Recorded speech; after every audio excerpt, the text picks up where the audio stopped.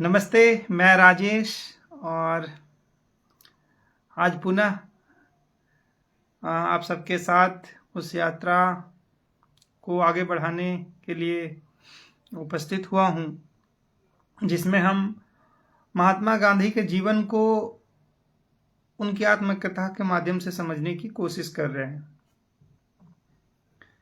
जैसा कि पिछले फेसबुक लाइव जो 31वां लाइव किया था उसमें अब तक क्या किया है, अब तक गांधी की यात्रा कहाँ तक पहुंची है, उसका एक वृतांत प्रस्तुत किया था कि गांधी अफ्रीका पहुंच गए हैं। अफ्रीका दादा अब्दुल्ला के बुलाए जाने पर वो अफ्रीका पहुंचे हैं केस के संबंध में, और वो नेटाल पहुंच चुके हैं। नेटाल पहुंचने तक उन्हें किन कठिनाइयों का सामना करना पड़ा है, वो ऐतिहासिक घटना जब उन्हें ट्रेन से नीचे फेंक दिया गया, धक्के देकर उतार दिया गया, वो घटना हो चुकी है। अब नेटाल में दादा अब्दुल्ला से मिलने के बाद वो प्रिटोरिया आ गए। प्रिटोरिया में उनका पहला दिन बीत चुका है और यहाँ पे गांधी को यह एहसास होता है कि नेटाल में जो स्थान दादा अब्दुल्ला का था, जिन्होंने इन्हें केस के लिए बुलाया था, तो दादा अब्दुल्ला का एक नाम था, एक पहचान थी उनकी, और खास करके हिंदुस्तानी पहचान के जो लोग थे वो दादा अब्दुल्ला को मानते थे। ठीक वैसे ही प्रिटोरिया में गांधी ये कहते हैं कि प्रिटोरिया में शेख तैयब जी का वही स्थान है जो नेटाल में दादा अब्दुल्ला का है।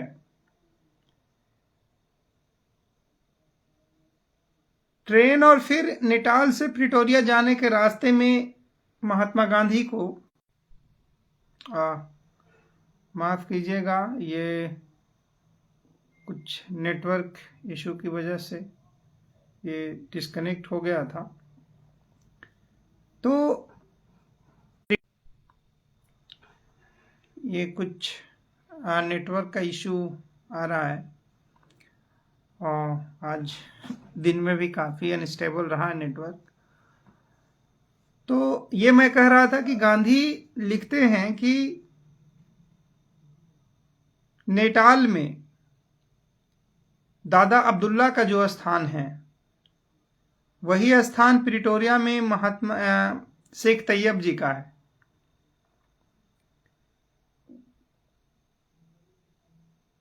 नेटाल और फिर नेटाल से प्रिटोरिया पहुंचने के क्रम में महात्मा गांधी को जिन कठिनाइयों का सामना करना पड़ा है, जिस भेदभाव का वो शिकार हुए हैं,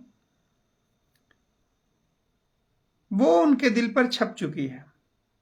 और यही कारण है कि अब अफ्रीका में, और खास करके जब वो प्रिटोरिया पहुंच गए हैं, तो भारतीयों की क्या स्थिति है इसको समझने में उनकी रुचि बढ़ी है। और उन्होंने शेख तैयब जी से यह प्रार्थना की है कि प्रिटोरिया में रहने वाले भारतीयों के साथ वो मिलना चाहते हैं।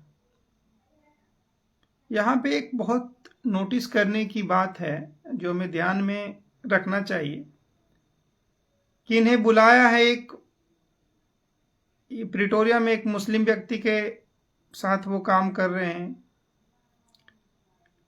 लेकिन वहां पे वो किसी धर्म विशेष को नहीं बल्कि प्रिटोरिया की धरती पे रहने वाले हिंदुस्तानी पहचान के जो लोग हैं उनसे मिलने की गांधी की इच्छा है। और जब वो हिंदुस्तान के जो लोग हैं जो प्रिटोरिया में रह रहे हैं उनसे जब मिलते हैं तो गांधी को क्या एहसास होता है, आज हम उसको देखेंगे।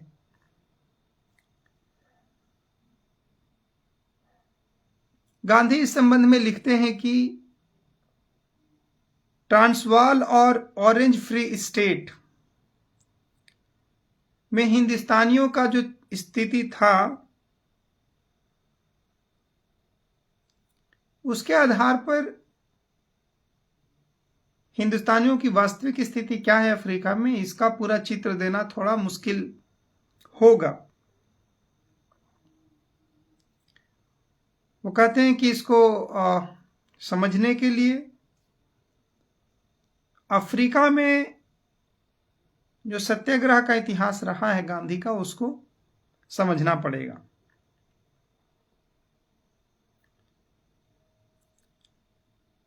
(1888) में अफ्रीका के ऑरेंज शहर में, ऑरेंज फ्री स्टेट में एक कानून बनाया गया और उस कानून के तहत 1888 में 1888 में एक कानून बनाया गया और उसके तहत जो भारतीयों को जो भी अधिकार प्राप्त थे उसको छीन लिया गया भारतीयों से। गांधी इस संबंध में लिखते हैं कि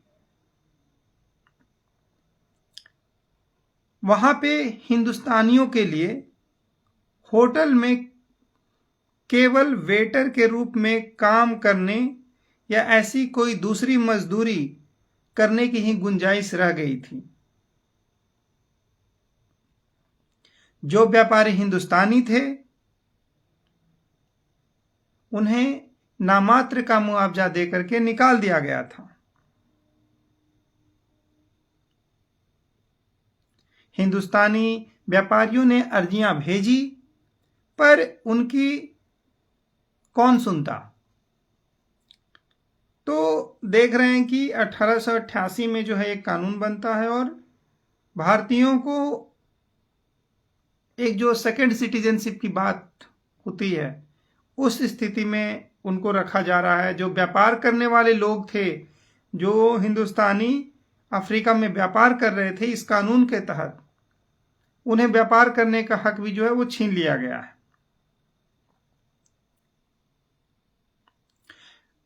आगे लिखते हैं कि ट्रांसवाल में 1885 में एक कानून बना था और 1886 में उसमें कुछ सुधार हुआ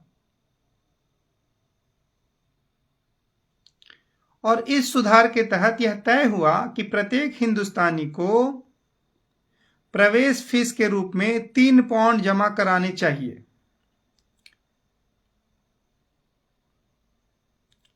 उनके लिए अलग छोड़ी गई जगह में वे जमीन मालिक हो सकते हैं, पर वहां भी उन्हें व्यापार में जमीन का स्वामित्व नहीं मिला। उन्हें मताधिकार भी नहीं दिया गया था। ये तो खास एशियाई वासियों के लिए बने कानून थे। इसके अलावा जो कानून काले रंग के लोगों को लागू होते थे वे भी एशियाई वासियों पर लागू होते थे। उनके अनुसार हिंदुस्तानी लोग पटरी पर अधिकार पूर्वक चल नहीं सकते थे और रात 9 बजे के बाद परवाने के बिना बाहर नहीं निकल सकते थे। इस अंतिम कानून का अमल हिंदुस्तानियों पर न्यूनाधिक प्रमाण में होता था, जिनकी गिनती अरबों में होती थी। वे बतौर मेहरबानी के इस नियम से मुक्त समझे जाते थे। मतलब यह कि इस तरह की राहत देना पुलिस की मर्जी पर रहता था। 1885 में एक कानून बनता है अफ्रीका में, ट्रांसवाल में। 1886 में उस कानून में सुधार होता है और उसके तहत यह तय होता है कि हिंदुस्तानियों को जो व्यापार में अगर प्रवेश करना है तो उन्हें 3 पाउंड जो है मुआवजा देना पड़ेगा और हिंदुस्तानियों के लिए एक अलग जमीन का जो है अलॉटमेंट किया गया है।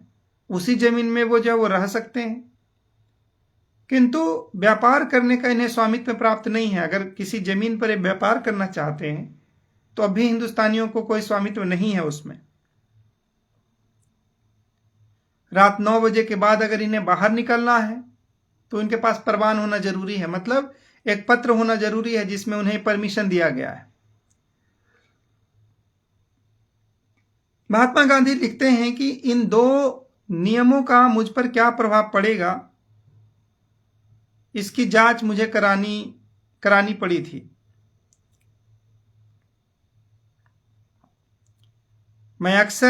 गांधी लिखते हैं कि मैं अक्सर मिस्टर कोट्स के साथ रात में घूमने जाया करता था। कभी कभी घर पहुंचने में 10 बज जाते थे। इसलिए पुलिस मुझे पकड़े तो यह डर सताता रहता था। यह डर जितना स्वयं मुझे था उससे अधिक मिस्टर कोट्स को था।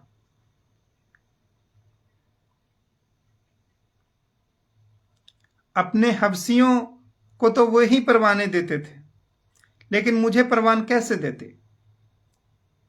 मालिक अपने नौकर को ही परवाना देने का अधिकारी था। मैं लेना चाहूं और मिस्टर कोट्स देने को तैयार हो जाएं तो भी वह नहीं दिया जा सकता था, क्योंकि वैसा करना विश्वासघात माना जाता।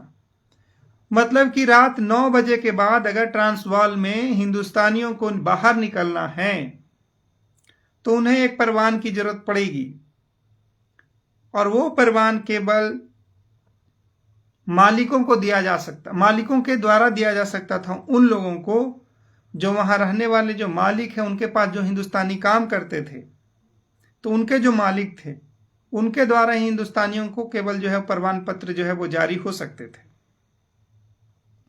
अब गांधी को रात 10 बजे तक ये बाहर घूम रहे, तो इन्हें डर है कि किसी दिन अगर पुलिस ने इन्हें पकड़ लिया तो इनके पास प्रमाण पत्र तो है नहीं। मिस्टर कोट्स जिनके पास ये अधिकार है वो इन्हें प्रमाण पत्र देना चाहें तो नहीं दे सकते हैं, क्योंकि ये नियमानुसार पूरी तरह से अवैध होगा। इसलिए मिस्टर कोट्स या उनके कोई मित्र मुझे वहां के सरकारी वकील डॉक्टर क्राउजे के पास ले गए। हम दोनों एक ही इनके बैरिस्टर निकले। उन्हें यह बात असहज जान पड़ी कि रात 9 बजे के बाद बाहर निकलने के लिए मुझे परवान लेनी चाहिए। उन्होंने मेरे प्रति सहानुभूति प्रकट की। मुझे परवान देने के बदले उन्होंने अपनी तरफ से एक पत्र दिया। उसका आशय यह था कि मैं चाहे जिस समय जब चाहे वहां जा सकता हूं। पुलिस को उसमें दखल नहीं देना चाहिए। मैं इस पत्र को हमेशा अपने साथ रखकर घूमने निकलता था। कभी उसका उपयोग नहीं करना पड़ा, लेकिन इसे तो केवल संयोग ही समझा जाना चाहिए। गांधी आगे लिखते हैं कि डॉक्टर क्राउजे ने मुझे अपने घर आने का निमंत्रण दिया। मैं यह कह सकता हूं कि हमारे बीच मित्रता हो गई थी। मैं कभी कभी उनके यहां जाने लगा था। उनके द्वारा उनके अधिक प्रसिद्ध भाई के साथ मेरी पहचान हुई। वे जोहानिसबर्ग में पब्लिक प्रोसिक्यूटर नियुक्त हुए थे।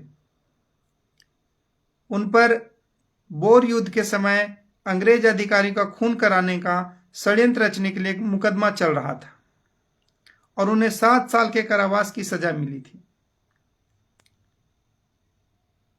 बेंचरों ने उनकी सनद भी छीन ली थी। लड़ाई समाप्त होने पर डॉक्टर क्राउजे जेल से छूटे, सम्मानपूर्वक ट्रांसवाल की अदालत में फिर से प्रविष्ट हुए और अपने धंधे में लग गए। बाद में संबंध मेरे लिए सार्वजनिक कार्यों में उपयोगी सिद्ध हुए और मैंने कई सार्वजनिक काम इनके कारण आसान हो गए थे। तो देखते हैं कि डॉक्टर क्राउजे जो हैं, मिस्टर क्राउजे जो हैं, वो एक एडवोकेट हैं और वो गांधी की मदद कर रहे हैं। वो अपने भाई से उन्हें मिलवा रहे हैं, जिससे कि गांधी का रास्ता कुछ हद तक जो है वो आसान हुआ है।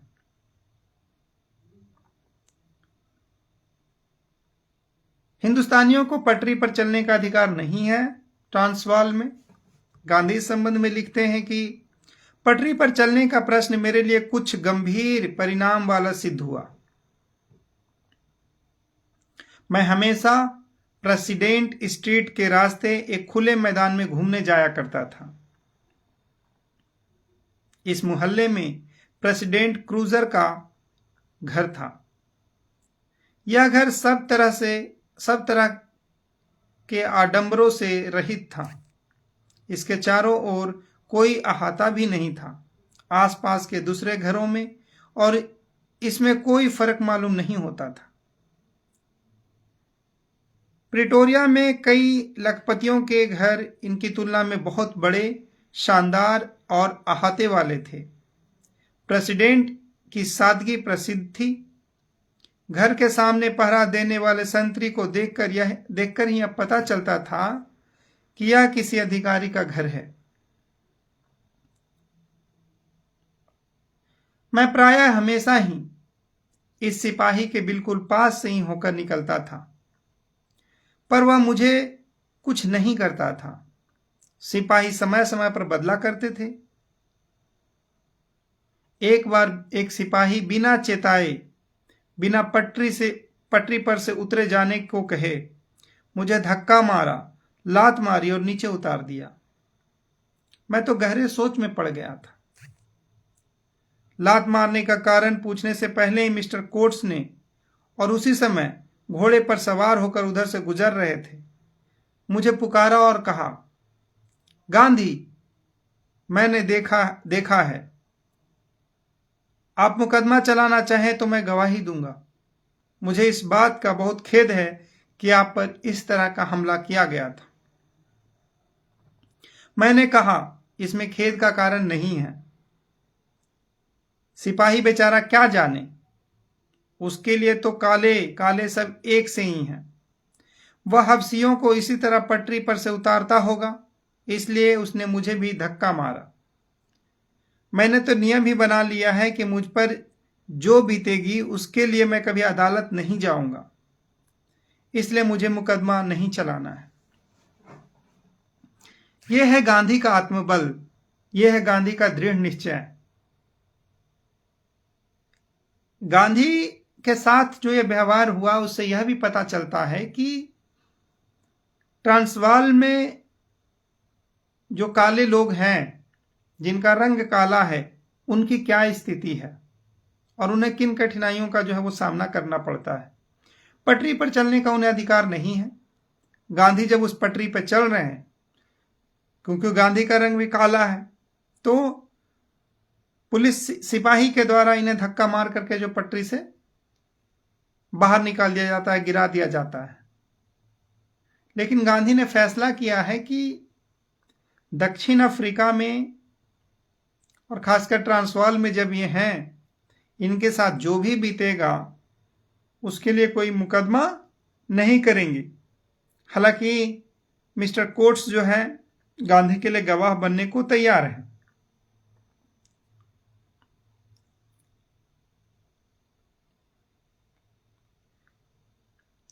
मिस्टर कोट्स कहते हैं गांधी को, जब गांधी ने कहा कि मुझे कोई कानूनी कार्रवाई नहीं करना है, कोई केस नहीं करना, मुकदमा नहीं करना है, तो मिस्टर कोट्स गांधी को कहते हैं, या तो आपने अपने स्वभाव के अनुसार, स्वभाव के अनुरूप ही बात कही है, पर आप इस पर फिर से सोचिए। ऐसे लोगों को कुछ तो सबक देना चाहिए। इतना कह करके मिस्टर कोट्स ने सिपाही से बात की और उसे उलाहने दिए। मैं सारी बात तो समझ न सका। सिपाही डच था और उसके साथ उनकी बातें डच भाषा में हो रही थी। सिपाही ने मुझसे माफी मांगी। मैं तो पहले ही उसे माफ कर चुका था। ये गांधी ही कर सकता है। जिस सिपाही ने गांधी को पटरी पर चलने के लिए धक्के मार करके, लात मार करके पटरी से बाहर फेंक दिया। महात्मा गांधी कहते हैं कि सिपाही के माफी मांगने के पहले ही मैंने उस सिपाही को माफ कर दिया। लेकिन उस दिन मैंने वह रास्ता छोड़ दिया। दूसरे सिपाहियों को इस घटना का क्या पता होगा, मैं खुद होकर फिर लात किससे खाऊं, इसलिए मैंने घूमने जाने के लिए दूसरा रास्ता पसंद कर लिया। इस घटना से प्रवासी भारतीयों के प्रति मेरी भावना को अधिक तीव्र बना दिया है। इन कायदों के बारे में ब्रिटिश एजेंट से चर्चा करके प्रसंग आने पर इसके लिए एक टेस्ट केस चलाने की बात मैं हिंदुस्तानियों से मैंने की है। इस तरह मैं हिंदुस्तानियों की दुर्दशा का ज्ञान पढ़कर, सुनकर और अनुभव करके मैंने प्राप्त किया है। मैंने देखा कि स्वाभिमान की रक्षा चाहने वाले हिंदुस्तानियों के लिए दक्षिण अफ्रीका उपयुक्त देश नहीं है। यह स्थिति किस तरह बदली जा सकती है, इसके विचार में मेरा मन अधिकाधिक व्यस्त रहने लगा।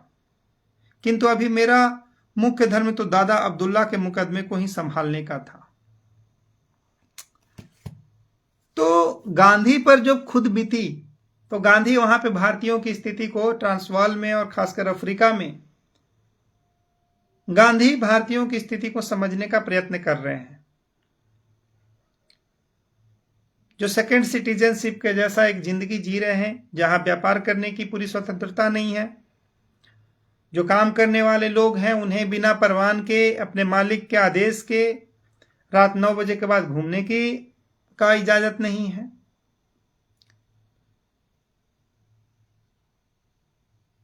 और साथ ही कई और अधिकार जो हिंदुस्तानियों को मिलने चाहिए अफ्रीका में, वो नहीं है। तो गांधी को जो हिंदुस्तानियों की स्थिति समझना चाहते थे, उन्होंने अनुभव किया है इसको, और केवल अनुभव नहीं किया बल्कि उसकी तुलना उन्होंने काले लोगों के साथ जो ट्रांसवाल में भेदभाव हो रहा है, उस भेदभाव से भी उसकी तुलना की है और कहते दोनों में बहुत ज्यादा अंतर नहीं है। वहां रह रहे काले लोगों के साथ भी उसी तरह का भेदभाव होता है, और गांधी तो हिंदुस्तानी भी और काले भी, तो इनके साथ भेदभाव होना स्वाभाविक ही है। और गांधी ने इस बात को स्वीकार कर लिया है कि उनके साथ भेदभाव होगी, किंतु वो जो है इसका कोई कानून के रास्ते जाकर के किसी पर मुकदमा करके इसका प्रतिकार नहीं करेंगे, बल्कि अब उन्हें भारतीयों की दुर्दशा के आधार पर यह तक कहना पड़ रहा है कि भारतीय लोगों के रहने के लिए दक्षिण अफ्रीका उपयुक्त जगह नहीं है। याद रखिए कि गांधी यह बात 1986 से 88 के बीच में 1886 से 88 के बीच में कह रहे हैं। तो आज से करीब 140 साल पहले की ये बात है। अब गांधी भारतीयों की यह स्थिति देख करके उस स्थिति को सुधारने का विचार बना रहे हैं, लेकिन उन्हें यह याद है कि वो अफ्रीका दादा अब्दुल्ला सेठ के बुलाए जाने पर उनका मुकदमा लड़ने के लिए आए हैं। आगे देखेंगे कि इसके बाद गांधी के जीवन में कौन सा मोड़ आता है। तब तक के लिए नमस्कार।